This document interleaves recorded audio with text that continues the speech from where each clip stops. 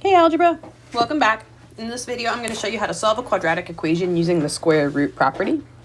So the square root property is kind of exactly what you would hope it is. It says if I have an equation where x squared is equal to some number k, then if I take the square root of each side of this equation, then x is going to equal to plus or minus k. So let me give you an example of that. Suppose I have x squared is equal to 25. And then I take the square root of each side. We studied that the index of 2 and the exponent of 2 give us inverse operations. So that leaves us with x is equal to plus or minus 5. And what this means is that two answers will satisfy this equation. Positive 5 and negative 5. And that's because if I take positive 5 and I square it, my answer is 25. And if I take negative 5 and I square it, my answer is 25. So here x can be 5 or negative 5. And that's our square root property. And we can actually use that to solve. So we can use this to solve a quadratic equation. So let's do a few examples. Let's do x squared minus 36 is equal to 0. So we looked in our last video and we looked how you could solve these by factoring, and you certainly could solve this equation by factoring. So let me do that one first. So by factoring,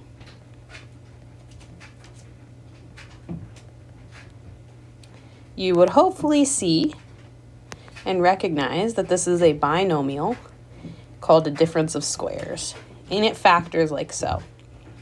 X minus 6 times x plus 6 is equal to 0. And we could use the zero product property to say x minus 6 is 0 or x plus 6 is equal to 0. And then that would give us x is 6 or x is negative 6. You can also use by the square root property. And we're going to get the same answer, but I think it's interesting to see there's more than one way to do this. So now I'm going to do by the square root property. Let's do a different color. Let's do that yellow. So I say x squared minus 36 is equal to 0, and I recognize that that's a perfect square. So let me add it to both sides. Now I have x squared equals 36. And I can use my square root property here and say x is equal to plus or minus 6. And what do we have over here? Plus or minus 6. So that's it. That's all that you need to do for the square root property. You could have a couple more complicated examples I'm going to do for you here. So let's say I had something like this example, where I have 4 times x squared plus 1 is equal to 7. Because I only have an x squared term here, I don't have any x to the first power, I can just solve it directly like so. Subtract 1 from each side to get 6. Divide by 4 from each side.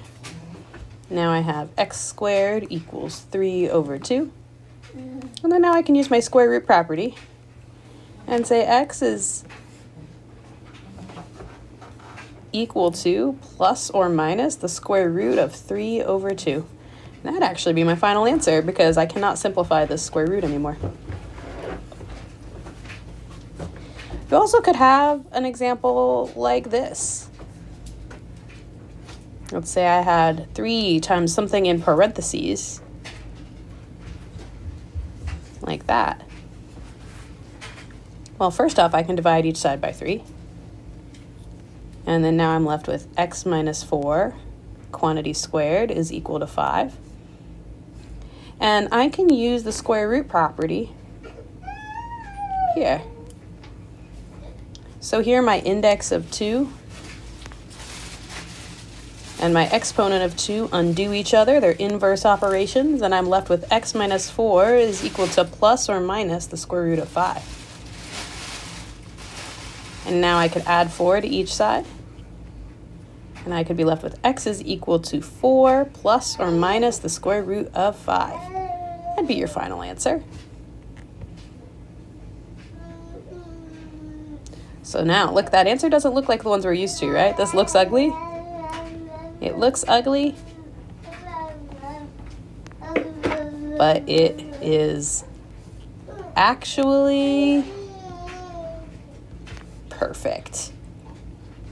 Probably like some of the food that you have been cooking during quarantine. Looks ugly, but tastes good. Looks ugly, but is the right answer. That's how you can solve using the square root property. All right, in the next video, I'm going to show you the quadratic equation. It's going to blow your mind.